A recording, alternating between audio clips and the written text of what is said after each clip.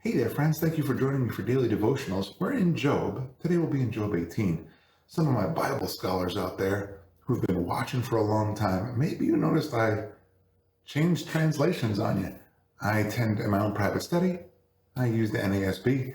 Um, and that's kind of what my internet was set to. Typically, I read out of the Holman Christian Standard because it's just easier to read out loud. So that's what I'm switching back to today. I'm in Job 18. I'm reading out of the HCSB.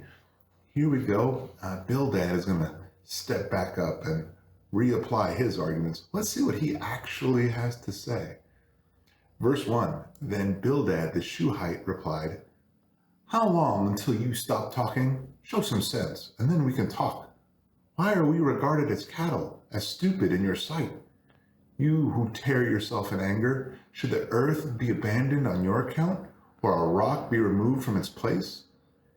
Yes, the light of the wicked is extinguished, the flame of his fire does not glow, the light in his tent grows dark, and the lamp beside him is put out.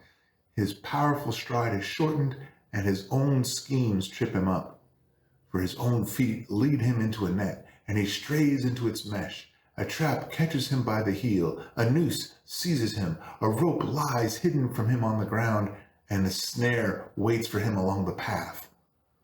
Terror frightens him on every side and harass him at every step. His strength is depleted. Disaster lies ready for him to stumble. Parts of his skin are eaten away. Death's firstborn consumes his limbs. He is ripped from the security of his tent and marched away to the king of terrors. Nothing he owned remains in his tent. Burning sulfur is scattered over his home. His roots below dry up, and his branches above wither away. All memory of him perishes from the earth. He has no name anywhere. He is driven from light to darkness and chased from the inhabited world. He has no children or descendants among his people, no survivor where he used to live. Those in the west are appalled at his fate, while those in the east tremble in horror. Indeed, such is the dwelling of the unjust man, and this is the place of the one who does not know God." Did he say much about Job? Not really, other than he thinks he's the one in the wrong, that he has sinned somehow. Let's see how Job responds. Job 19, verse 1.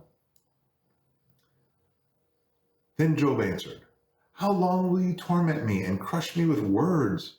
You have humiliated me 10 times now, and you mistreat me without shame.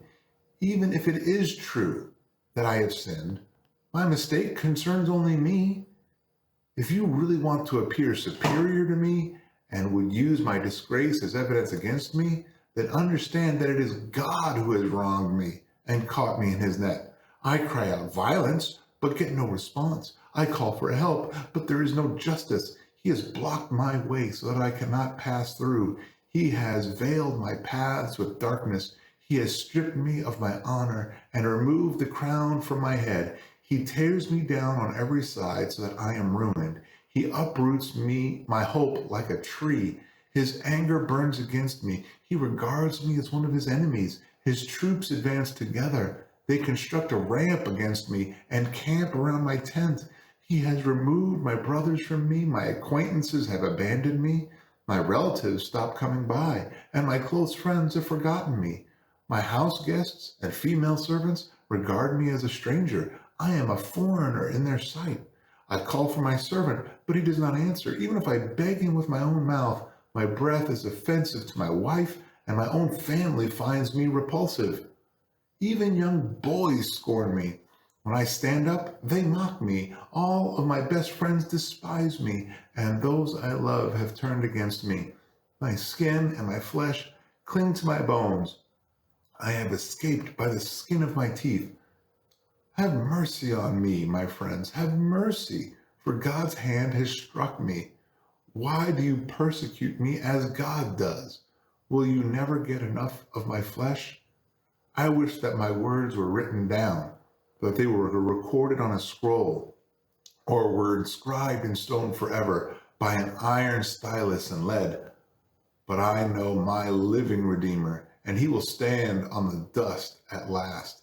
Even after my skin has been destroyed, yet I will see God in my flesh. I will see him myself. My eyes will look at him, and not as a stranger. My heart longs within me.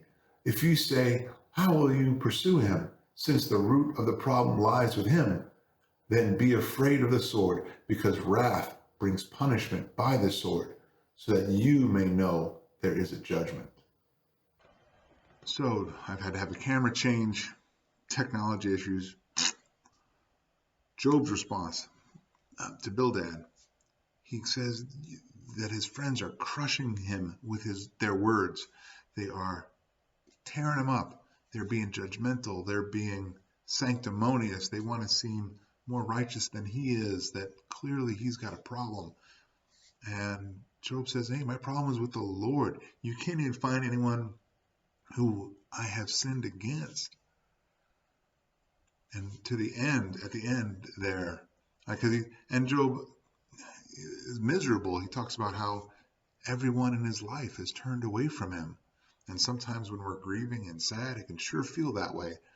Maybe in Job's case, it was that way. And at the end, look at what Job says in those last couple of verses. I like that other version I have been reading out of. I like the way it reads it. If you say, how shall we persecute him? And what pretext for a case against him can we find? Then be afraid of the sword for yourselves, for wrath brings the punishment of the sword, so that you may know there is judgment. Like Job knows that his friends are looking for ways to accuse him, that they are looking to persecute him. They're looking to be judgmental. They're looking to be seen as better than he is. And if he would only just straighten out his problems, they could be as good as he is and blessed as they are. And he's saying, the Lord will use judgment against you if you are so bitter and judgmental towards me in my grief, when really, again, the Lord saw Job as righteous, and Job doesn't understand why God has allowed all of this to happen to him. When we are trying to love on people in their grief, when we are trying to we're trying to help restore someone to a place where they can have hope again, we need to make sure that we aren't being judgmental, that we aren't being like Job's friends. We want to help them see the Lord in a positive light. We want to help them, come alongside them, and bring them to a place where they can have an honest conversation with the Lord. Be humble and be graceful. Hey, I want to keep this one short. I've had a lot of technology problems. We've been long for couple of days now. I'm going to keep it short. Be blessed, be a blessing, and I'll see you tomorrow. We'll be back in Psalms tomorrow. Have a great day.